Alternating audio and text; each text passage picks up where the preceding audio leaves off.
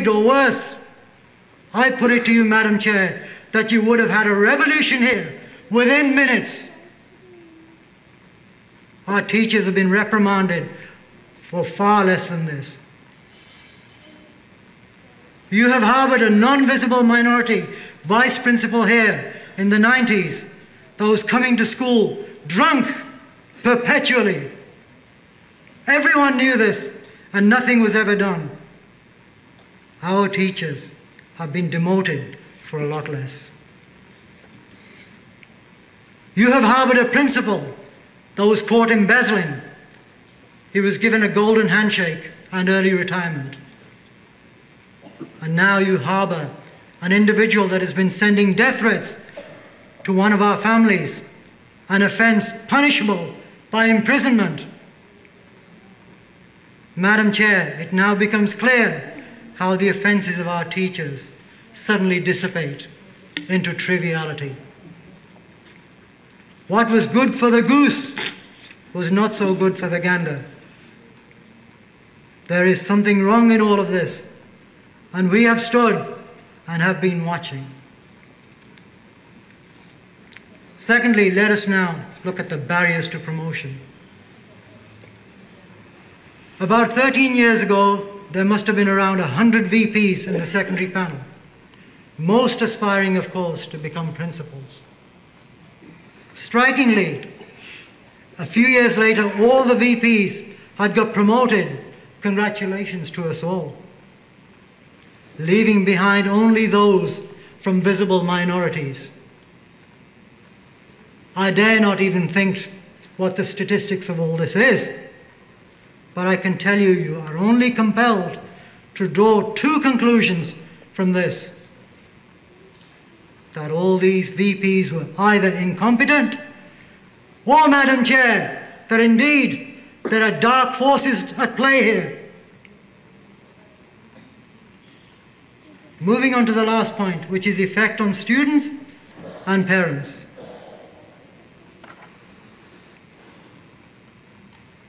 Exactly a week after the failure of Mr. Gandhi's peaceful resistance efforts, a certain General Dyer desired to bring order for the British Empire in Punjab. In the city of Amritsar, in a square, there was a gathering of about 2,000 innocent men, women and children. General Dyer ordered his troops to open fire. The citizens were defenseless. Reports suggest that over 1,000 were massacred. The British had lost all dignity that very day. An inquest was called and General Dyer was asked, "Did you know that there were women and children in that crowd?" He said, "Probably." "And what measures did you take to ensure their safety?" He replied, "They could have asked for help." And then they asked, "How does a 3 or 4-year-old child lying on the ground with both of his parents killed ask for help?" I ask you, Madam Chair, how does a child that has landed in Canada days ago, cannot speak a word of English, cannot identify with anyone in the counselling office, how does that child ask for help?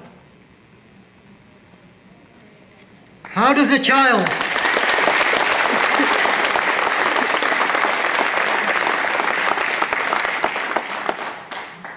child who has been threatened by rape and death whilst the school is harbouring the culprit ask for help?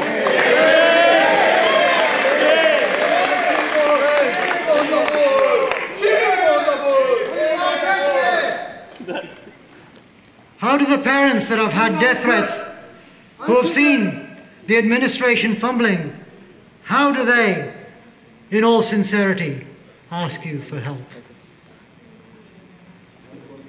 We have been asking for counsellors, staff that represent our community for decades. Your own research has suggested that 81% of all students have either faced or witnessed some degree of racism in schools.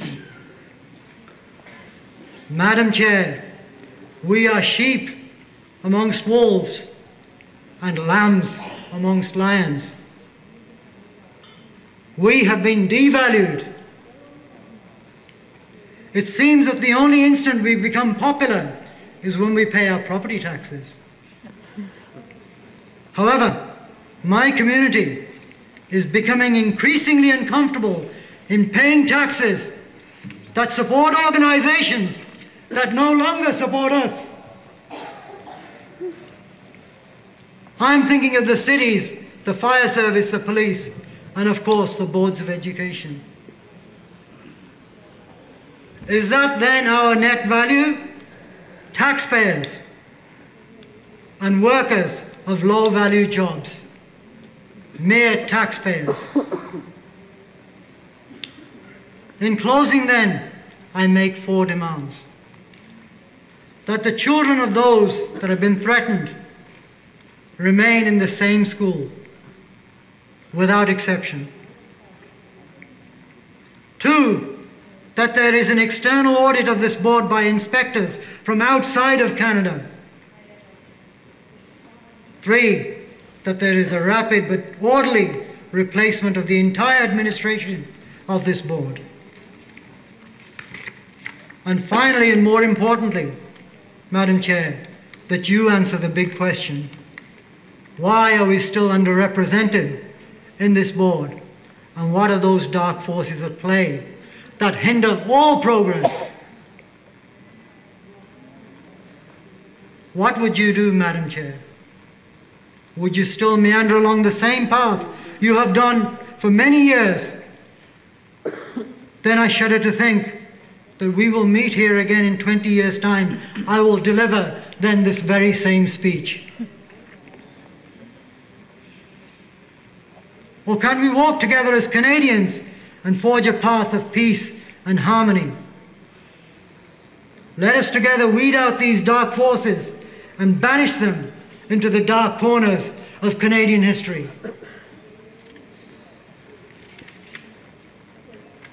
I have a dream, Madam Chair. Alas, it has already been realized elsewhere, in cities such as those like the City of London and the City of Birmingham in the UK. Let me take you with my mind's eye to Birmingham, where I grew up as a young boy. If I take you for a walk on the high street, you will see black, white, and brown members of the community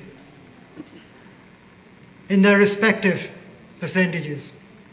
If I then were to take you into the city of Birmingham, you will see the same black, white, and brown people representing the city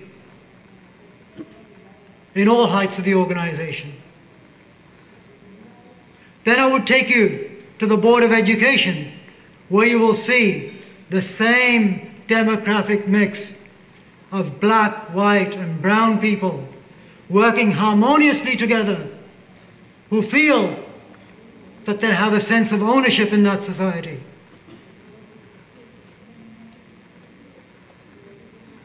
And in time, Madam Chair, you may come to say to me, Mr. Singh, there was something very right about that.